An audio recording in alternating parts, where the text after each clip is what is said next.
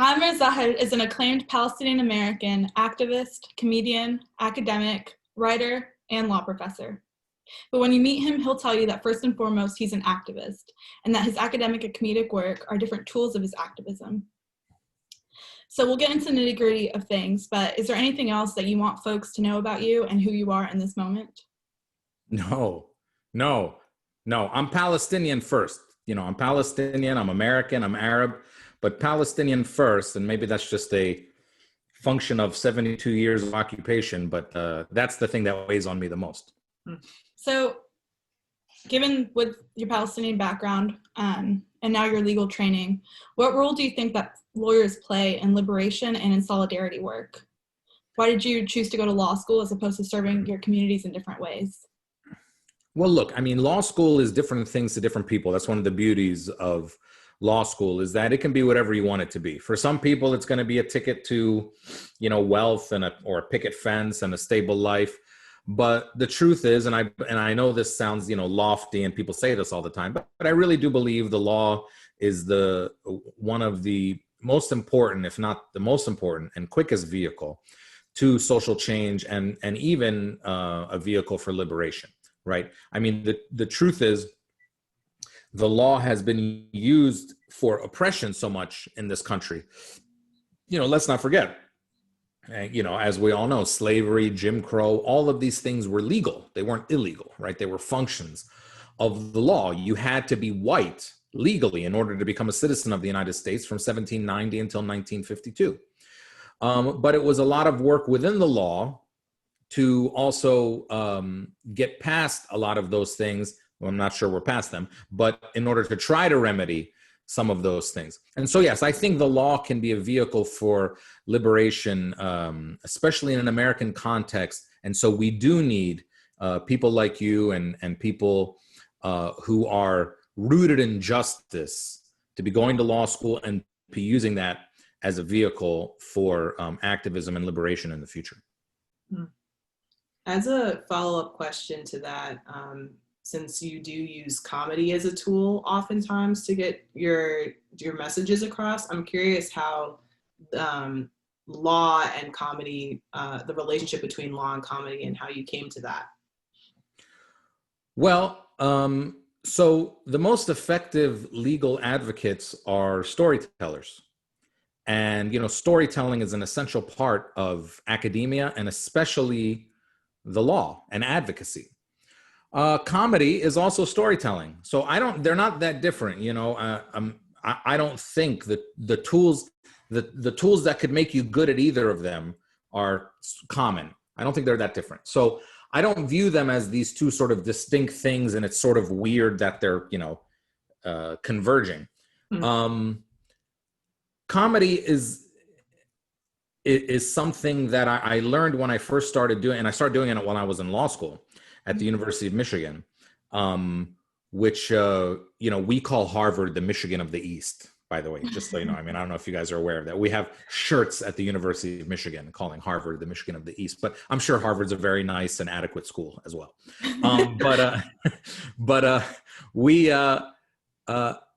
One of the things I learned from comedy in the beginning is that if you can make someone laugh, they listen to you, right? And it sort of breaks down some of those barriers to get people to sort of take in your story. And as a Palestinian, if there's anything we've had trouble with over the last 72 years, it's getting people to listen to our story. Mm-hmm. And just sort of having to prove over and over again that we are, in fact, human beings. And the law can be used in much the same way, right? If you are on the side of the law that is advocacy. Now, a lot of the law, and there's going to be a lot of people who you go to law school with who are going to be interested in using the law to preserve power and empire and subjugation of people. And it has been, and you know what? Historically, they're much more accurate. That's what the law has been used for mostly in the history of America. But that doesn't mean that we can't also use it, and we have used it effectively, to do the opposite of that. And so, to me, comedy, the things that make comedy effective are some of the same things that make the law effective. advocacy, telling your point of view to the world, storytelling. This can all be done through legal work, and the same kind of stuff happens through comedy. So that kind of ties into another question that we had around what were the different tools that you utilized to combat some of these forces that were trying to de-radicalize students. A lot of us are activists and law students coming in with our own experiences. And it sounds like comedy was one of those tools, but were there any other things that you did while in law school and currently to combat this, like, law is a neutral force, with the underpinnings being law is a tool for preserving power? Yeah. I mean, you have to, and I hope 1Ls who are listening to this, you have to immediately get out of the notion that law school has to be this sort of like rat race where everyone is running for the best internship and, for the best high paying job when you get out. Look, if that's what law school is for you and that's what you want to do, that's great. But don't fall into the trap or the idea that that's what it has to be. It doesn't have to be that, okay? Law school, especially at elite law schools, you can take that law degree and really pivot it to just about anything that you want to do with your life, whether it is some sort of practice of the law or some sort of advocacy in another way. But immediately sort of get yourself out of this idea that you need to, get all A's in your first year of law school so that you can go get an internship at this big law firm. And that is not, you are not going to get the most out of law school, especially at an elite law school. You might as well have gone somewhere else. You're not going to get the most out of law school if that's the way you look at it. You have to look at law school as, first of all, you have scholars there that are only going to be in your life for 3 years if you're lucky, and you're never going to see them again. So you need to take all the advantage that you can of them. And, you have these classes, of course, that you have to take, your first year classes and maybe a couple more. But after that, take classes that are unique and classes that you like and that appeal to your values, because that's why those scholars are there. And I just, I even say it to some of my students when sometimes I ask them, what other classes you take? And they say, I'm taking like business organization or tax law or something. I'm like, why? Why? I mean, okay, you're going to take the bar one day and you can read up on that stuff for a couple days and, you'll probably be fine. A couple weeks. Okay, fine. But you don't need to waste thousands of dollars and a semester. I mean, no offense to the tax law professors, on these kinds of classes, when there are classes that are so unique and there are tools to use the law school to make you a better advocate for liberation and social justice. But sometimes we just get all caught up. We say, oh, well, corporations is on the bar exam, so I better take you're going to take a 3 credit class for a whole semester about everything about corporations, when the stuff about corporations you can probably read about on an outline. Instead, why don't you take a class that is about some sort of advocacy or some sort of part of the law that is not the traditionally tested stuff, because that stuff is easy to learn. Go take advantage of these scholars and people, especially at an elite school like Harvard, where you're never gonna have that opportunity again. So that would be my advice. Don't get yourself into this idea that, I gotta take all these classes, I gotta go get this internship with this law firm. If that's what you want to do, that's great, good for you. But there is so much more to be had in law school. And then using your fellow students as well to build these networks of liberation advocacy and these kinds of things. That's what I would suggest you use your 3 years for, and especially your second and third year. Yeah, 100%. And that's another thing that we really focus on with Disorientation, is recognizing the role that Harvard Law School and other elite law schools play, because at their core, they are powerful tools for white supremacy and oppression. And that's something that we need to understand as we're taking courses at the school. So if the legal education system was to be completely dismantled and rebuilt next month, what do you think you would want it to look like? Well, I'll tell you what, if law firms didn't give internships in the summer, we would be a lot better off, because that, I think, drives a lot of people to do these stupid things in law school where they're just like fighting with each other for and competing. You know, if you treat law school like a competition, you're going to lose. Even if you finish at the top of your class, you're going to lose. And so law school should be seen as a collective activity. But I mean, if I could change anything, yeah, get the law firms out of the law school. Don't let them come in there and recruit for all these internships and all that kind of stuff, because it treats law school as a corporate activity, you know, and it shouldn't be. It shouldn't be. I know everything in America is corporate, but law school should not be, because it really is. If I could go do law school again, I would do it again. If I could if I could be a law student for the rest of my life, that's what I do. I mean, the resources and the access you have to scholarship and other people who are sort of growing in the same way that you are is much more valuable than, you know, making $10,000 or $20,000 in the summer, working your ass off for some law firm that you hope gives you a job, that after you get that job, yeah, you'll make a nice salary, but they're going to work you for 70 or 80 hours a week for the first 5 years of your career. I mean, what the hell are you doing? I have so many friends that I went to law school with who, you know, they're doing well now and they're making money, but they're not happy. They're just not happy. They don't feel like they're doing much with their lives, and they went to a top 10 law school. And so, you know,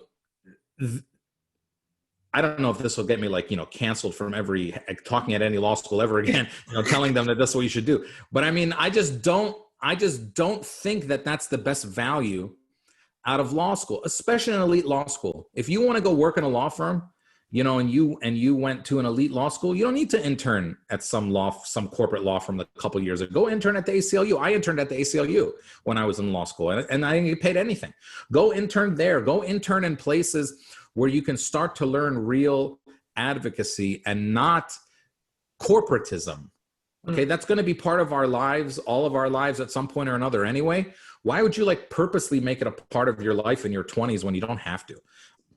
When people ask me what is law school, I say it is it's the art of, it's the science or the art. I don't know whether it's a science or art, it's probably both, but it is the study of what words mean, right? How can you use words and the meaning of words to get you the result that you want? And sometimes that result might be something small, like a civil suit for somebody, but sometimes that might be something big, like changing the OMB classification where white doesn't include Arab Americans anymore, you know, that's something we're going to try to do hopefully soon.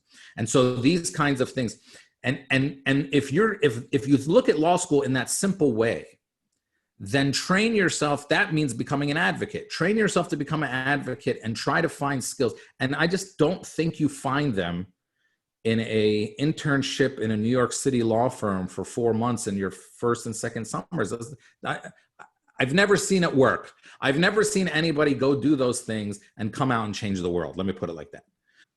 And what I'm also hearing you talk about and discuss is like the need to get off the conveyor belt and be really involved in creativity and imagination, like really invoking those aspects of your brain that oftentimes get lost, especially when we are focusing on like this corporate law pipeline from these elite schools to the big law firms.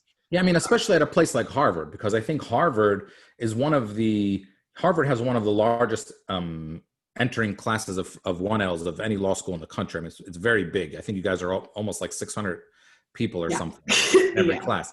And that's crazy. And that encourages that sort of corporatism, you know? And so it does take an effort to reject it. You have to, but you are going to have a much better experience if you do. And guess what? You're still going to have a Harvard law degree when you're done, just like the other person that just went off to some internship for 2 years and is not going to have much meaning to their life. Something that we have been seeing a lot, particularly since it's an election year, is a lot of the activism of people who may not always be in this group of organizers who are putting on Disorientation, are really focused on voting and really focused on like encouraging people to vote, to the point where sometimes it feels almost like there's like a shaming going on if you don't vote. And so we wanted to ask you kind of your thoughts around like this very hyper-focused organizing on voting And then also, how would you move, because election day is not the end of the conversation by any means, regardless of what happens. But how do we, as organizers who have a stake in long-term campaigns, ensure that we are turning the momentum of our peers into something that is more movement facing rather than like moment focused? Yeah. I mean, look, political activism, I can tell you as someone who is very politically active on the Palestine question. Political activism is something that you do all the time. And you have to understand that voting is an essential part of political activism, but it's kind of a minuscule part, sort of empirically, of political activism. Advocacy and activism should be going on all the time, and your principles have to stay the same. Voting is, 15 or 20 minutes of your time every 4 years or 2 years or whatever it is to actually commit that act of voting. If that's the only time that you are getting involved in politics, that's not activism. That is, I don't know what that is, but it's not activism. Activism and advocacy goes on all the time. So I think it's important to explain to people that, voting's, you should vote. And I believe that. I've voted in every single election since I was 18, whether it was dog catcher or president. But it is a very small part of what it means to be an advocate and an activist, right? And no one can be an advocate and an activist on every issue. Pick your issue and be passionate about that. And yes, make sure that electoral politics are part of that, especially when you think it's going to help your community. So for instance, I was a surrogate twice for Bernie Sanders because I believe he changed the conversation on the Palestine issue at the highest level of politics. But Bernie's not perfect on Palestine. Bernie has a lot of work to do on Palestine, but he changed things fundamentally where I could use that part of electoral activism to get my community to feel prouder of themselves and to feel like they were more included. But that doesn't mean when Bernie's out of the race and now we end up with Biden, who was a huge corporate Democrat who was interested in protecting Israel at every turn, that we just say, oh, well, we had our day with Bernie, it's over. The advocacy continues, even if you end up doing something like voting for Biden. Okay, but the advocacy continues, and preserving your objections is always very important to power. Edward Said said, and I'm paraphrasing, but he said basically nothing in his view is more reprehensible than shying away from speaking truth to power when it might not seem convenient or you might look like a divisive figure, that's what's happening a lot now in our society. People just saying, don't say anything bad about Democrats because, we have to beat Trump. But there's a lot of bad stuff about Democrats. And, there's no better time to talk about it than when they're asking for your vote. Because when they're done asking for your vote, guess what? A lot of people aren't paying attention. So you need to learn how to advocate and understand that, voting is part of political activism, but it's not even the object of political activism, right? It's part of it. You should do it, but it is something that is, how can I say this? It's sort of a physical act that is not part of advocacy. It's not part of activism. Do it. It's important. It's essential. Everyone should vote. But if you vote and then you go put your head on your pillow and you say, oh, I changed the world, it doesn't work like that. It doesn't work like that. You need to actually advocate and pick your issue. Look, I feel passionate about a lot of issues, but I have limited resources and time. And I happen to be Palestinian, so I spend a lot of my time on this issue. But, you have to find ways to be specifically passionate about your issue while attaching to it sort of universal values of human rights. So it's clear where you stand on other issues, even though you might not have the time and resources to spend time on those other issues, right? And continuously being sort of a thorn in the side of power. That's advocacy and activism. Voting is part of that, but it is not even close to the biggest part of it. And what happens is when the corporate sort of parties, Democrats and Republicans, when they push it's kind of weird. When they push voting on you so hard, and this year it's the Democrats much more, when they push voting on you so hard, it sort of creates the illusion that that's the only thing you have to do. And as long as you just do that for us every 4 years, we're good. And we kind of would prefer if you stayed out of our way the other 3.5 years. And we have to be very careful about that. Because, yeah, maybe in a situation like this where you have Donald Trump, who's been auditioning for CEO of the KKK for the last 4 years, then maybe you say to yourself, okay, fine, let's go vote for Biden. You know, it's not that great. But if you go vote for Biden, see, I don't have a problem as an academic and an intellectual and an advocate. I don't have a problem with somebody voting for Biden. I mean, I think he's kind of, you know, not great. And especially on the Palestine issue, he's hostile, not just not great. He's hostile. But I'm probably going to go vote for him. But do you celebrate that? Mm-hmm.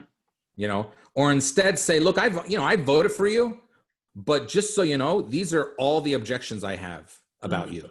You know, it's kind of like, you know, I don't know if anyone has ever done any mock trials or something, right? Sometimes you make an objection in court, even though you know the judge is not going to listen to you, just so that it gets on the record. Mm-hmm. Yeah. Right? And so that you can preserve that objection for later. That's kind of what we have to do in the electoral season. You know, make sure that they're listening to us. So make sure that your votes and your advocacy is not cheap. Be loud in their face. Because guess what? After November 4th, whoever wins, and let's say Biden wins, he's going to be in all the groups that felt like they were part of it in an establishment sort of way are going to be interested in sort of, you know, cashing in their chips. And the most marginalized group, people of color, and especially Arab Americans and Muslim Americans, and especially people of color and Arab Americans and Muslim Americans who are not just, you know, happy to have a seat at the table, that kind of stuff, who are still being advocates for difficult issues, we're going to be the ones that they try to avoid the most, mm-hmm. you know? So it's important to be loud while they're listening. And while other people are listening. That's why sometimes people will say to you, you know, don't be so loud and critical of these guys during the election because that, you know, that could depress some people or that could be they even try to call you voter suppression artists and that kind of stuff. Mm-hmm. This is, of course, you know, if I was to use a technical legal term, bullshit. You know? The truth is, you need to be loudest when it's most uncomfortable, okay? Mm-hmm. And that means times of when, because power is most vulnerable in times like this. In other words, they need your support mm-hmm. in a democracy or something that kind of resembles a democracy in America. They need your support to win, and that makes them vulnerable because the day after they win, they really don't care. Okay. And so it's important to be loud. And that's why that quote from Edward Said is so important that he wrote in Representations of the Intellectual, where he said, again, nothing to him is more reprehensible than avoiding speaking truth to power because it might be inconvenient or piss off some other people. Mm-hmm. Well, that's actually the exact time to do it. It's easy to be an advocate when nothing's on the line. You know, it's much more meaningful to be an advocate when maybe everything's on the line. Mm-hmm. And so you need to be willing to take on that kind of responsibility. And so when it comes to voting, again, back to your original question, yes, vote, but it's only it's an empirically very small part of the time you should really be spending on advocacy and activism for the other 364 days and 23 hours and 45 minutes of the year. You know, there are some unique aspects of the Palestine struggle and the Palestine question, but not that unique. I mean, there have been colonialism has lasted for a long time. People coming into other people's land and sitting there and living there for a while, that's happened for a long time. And in fact, settler colonialism has happened too. Most of the time it's failed. A couple places it's lasted, like America and Australia. But, you know, usually settlers and colonists leave. And so we have to talk about Palestine in a way that expresses these universalities and also thinks about it in a long-term historical context. But at the same time, right, stresses the current urgency of it, because sometimes when we compare it to other things that can take away the urgency of it, also express the current urgency of it. One of the things that does make Palestine unique is that it's a sort of current blossoming settler colonial enterprise happening now, and it's the only one that's like currently happening, you know, of people where there's still a generation of people who still remember, hey, I used to live in that house and now somebody else is living there, you know, real simple shit like that. And that kind of stuff is the way I think we have to express these things. And look, if anything, you learn anything in law school, it is the art, again, of what words mean, the study of what words mean. And hopefully, this doesn't work for everybody, but hopefully it's the study of becoming a better advocate, and most importantly, becoming a better advocate that utilizes brevity and being very concise, right? Mm-hmm. Law school is all about, you know, it's really weird. The sort of boring things that we think we learn in law school, like IRAC and your legal writing class, and like what is it called? Identifying the issue. Those things are actually very effective in advocacy, because you can be a real effective advocate if you say, look, none of this other stuff matters. This is what matters. Mm-hmm. This is the issue. This is what we're talking about. So we deal with that in Palestine all the time. Oh, we were there 3,000 years ago. Okay, fine. I mean, so were we. Okay, so, okay. You eat hummus. You say hummus is Israeli. Yeah, that kind of pisses me off. Yeah, that pisses me off. But again, so, I mean, you know, okay. All right, the Bible says this, the Quran says that. Okay, maybe allegedly, but like, okay, so who cares? You know what matters? What matters is that my grandmother told me stories about how she literally got kicked out of her house and she wasn't able to go back. Like, that's it. That's all we're talking about here. Nothing else. But we built a great society with innovation and technology. Okay, good for you. That's fine. That's wonderful. Great. That's not the problem. That's not the issue. And so, you know, we Palestinians, sometimes we fall into that a lot, you know, and by the way, it's the tools of oppressors to try to complicate issues. Oh, you know, it's more complicated than that. No, it isn't. I mean, no, it isn't. No, it isn't. I mean, you think we shouldn't have as much rights as you because we don't have the same skin color or ethnicity or religion. You're not the first people that have ever done that before. You probably won't be the last. It's not that complicated, and it's always wrong. And, you know, like, you know, real simple.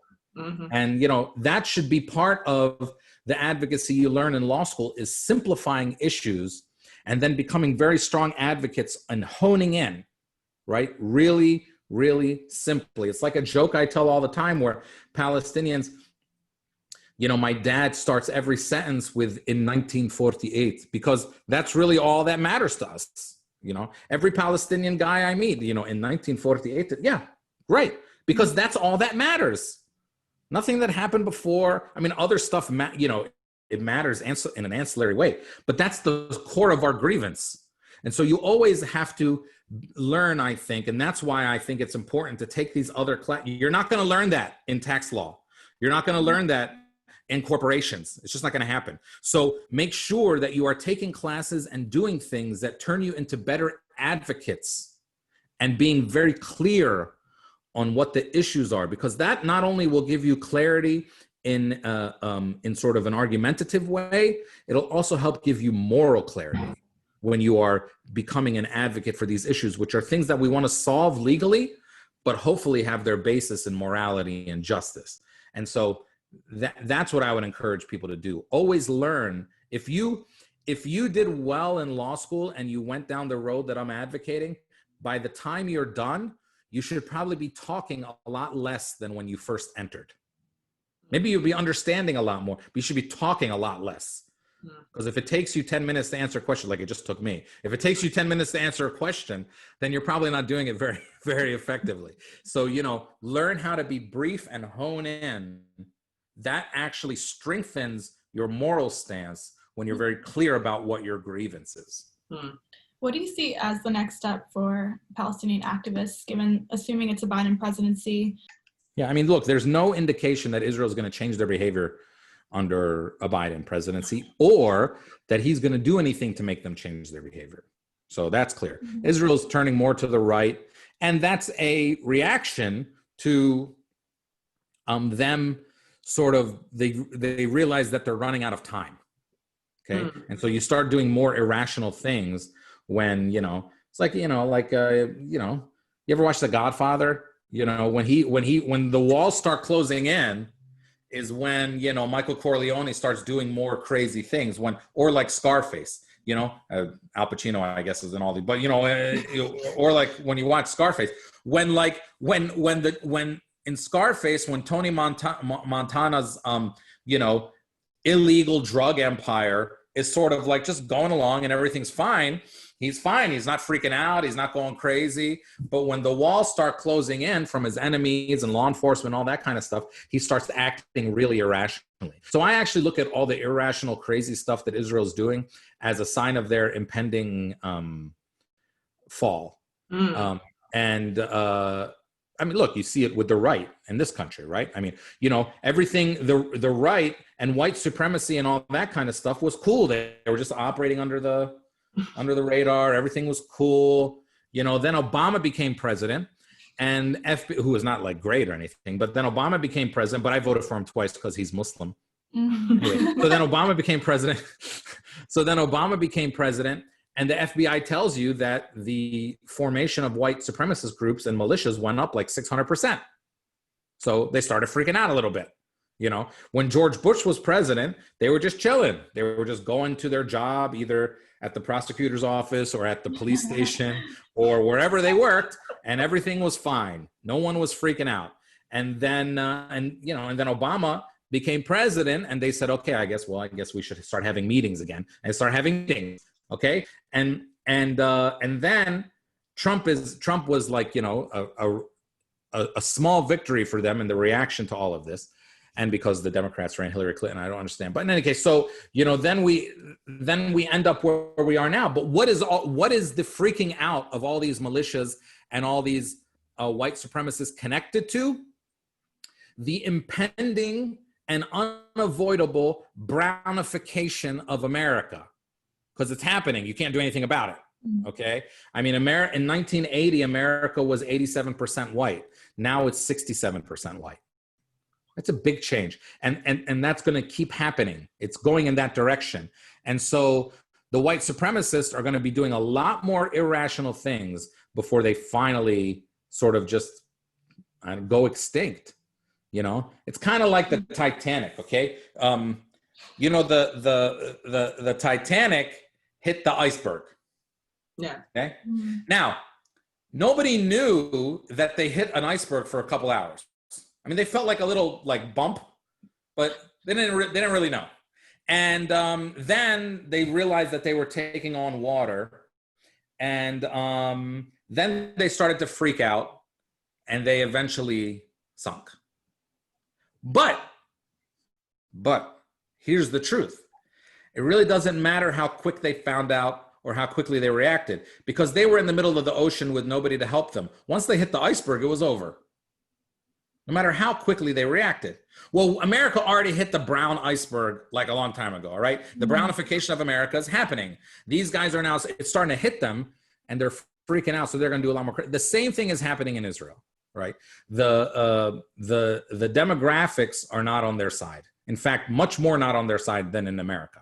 Right, the amount of Palestinians is equal to the amount of Jews in all of historic Palestine, and that is a problem for a racist ideology that says only us belong here. And it didn't work out for the South Africans, right? They were much less than half, and they lasted only till they were both formed in 1948, South Africa and Israel, and their demographics made it that they could only last until the early 90s. Well, the demographics for the Israelis are not as bad as the South Africans, but it's still bad. And so they're going to have to figure out a way to deal with us eventually.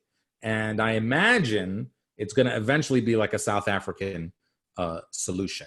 So that's what's going to happen. But it's going to be real ugly right before that. Don't forget, Nelson Mandela was on the United States list of terrorist individuals and organizations till he got elected president of South Africa. Not even when he got freed from when he got freed from prison and came to America to do like talking tours and stuff, he was still in the CIA and stuff viewed as a terrorist. So, you know, these kinds of things are going to keep happening. And by the way, Nelson Mandela is another good lesson to, you know, what I'm talking about in advocacy to some of these students. It's not what I'm asking you to do, which is to sort of like forget about the corporatism, be advocates, speak truth to power.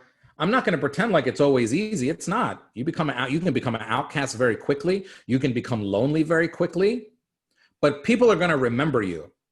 Trust me. No one remembers who is a senior partner at some law firm in New York City. Like nobody cares. Okay. But people will remember you and your activism, and it's okay. In fact, maybe preferable if those in power don't like you. Like, it's okay. You don't need to be at the seat of power, because most of the time it means that you don't have power. So you don't need to be at the seat of power. I always tell people in political activism, I tell them, don't try to take a picture with a politician. Do something that makes that politician want to take a picture with you. Because trust me, they need you more than you need them. And so same thing goes for advocacy. Remember, Malcolm X, enemy of the state. Martin Luther King, enemy of the state. Nelson Mandela, enemy of the state. Jesus, enemy of the state. So I mean, like, you know, let's be clear. Jesus, who's Palestinian, by the way. That's what I tell white people all the time. He's Palestinian. Like, I'm Palestinian, okay? He's one of us. White people think he had blonde hair and blue eyes and he's from South Carolina, and that's not true. He was one of us. He did not look like Brad Pitt. He looked like DJ Khaled minus 200 pounds, basically. That's what Jesus looked like. If you want to, but you know, this is the erasure that Arabs and Palestinians have to deal with all the time. And you know, that's what I mean by boiling down an issue, right? Being very clear and say, you know, this notion again that America is a Christian country that's fighting against of the West, that's fighting against the Muslim East and all that. It's like, what are you talking about? I mean, like, what are you talking about? There's no East and West. First of all, these are made up things by the West. Okay. I mean, when they call us Middle East, which means east of, you got to be east of something. Okay. And it means east of white people, and East and West don't even mean anything. Okay. Okay. So like Morocco is in the East and Italy is in the West, even though Morocco is like 1,000 miles west of Italy.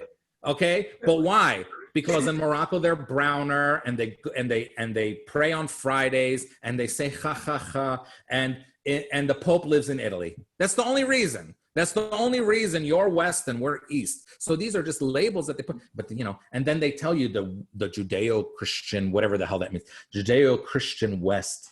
And I mean, are you kidding me? Christianity is foreign here in America. Yeah. It's foreign. Okay, you're a Christian, that's fine. But don't pretend like this is the disease of white people, man. They think like they invented everything. They always think they were there first. No matter where there is, they were there first. And they tell you, well, we're a Christian nation. I mean, okay, maybe for the last couple 300, 400 years, but you know that they've been doing that Christianity stuff like over there, all the places you're currently banning, by the way. You know, they've been doing that for like 2000, and they're still doing it. Right. And like, really? There's Arab Christians, there's Christians over there? Like, yeah, what do you think? I mean, did you go to Sunday school? They're not talking about Nazareth, Pennsylvania. You know, it's like over there.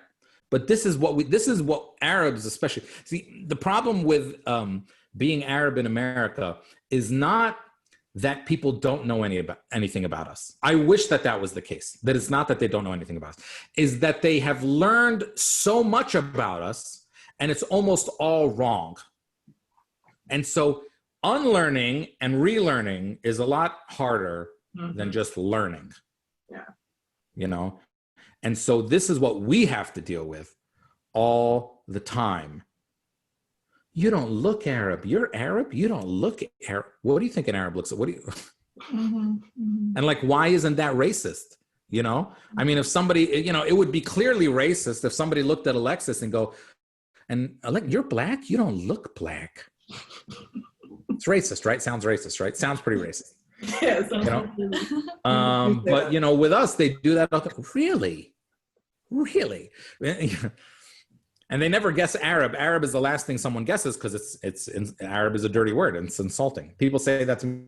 What are you, Armenian, Greek, Italian, Asian? You guessed Asian like this. You guessed that before you guessed anything. You were in the right neighborhood. And then, you know, but they just don't guess us. And we have to keep proving that we're human beings over and over and over again. And that's the struggle. That's why it's important to sort of make it easy to hone in on the real issues and make it easy for the American listener. And it's very difficult. Don't get me wrong. It can be very frustrating, but we got to keep doing it.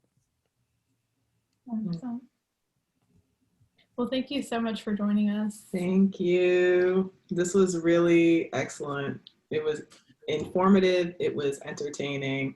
That is your brand. Well, I appreciate that. And hopefully when everything's over, I'll come down there when this pandemic stuff is over. Because, you know, well, I mean, we're supposed to have a vaccine soon, according to the president. So once this is all over and we all take, November 4th. We're going to have a vaccine November 4th. November 4th will be a vaccine. But anyway, no, I look forward to hopefully seeing you guys in real life one day. What do you young, like woke people say on text? IRL? I hope to see you IRL. Okay, good.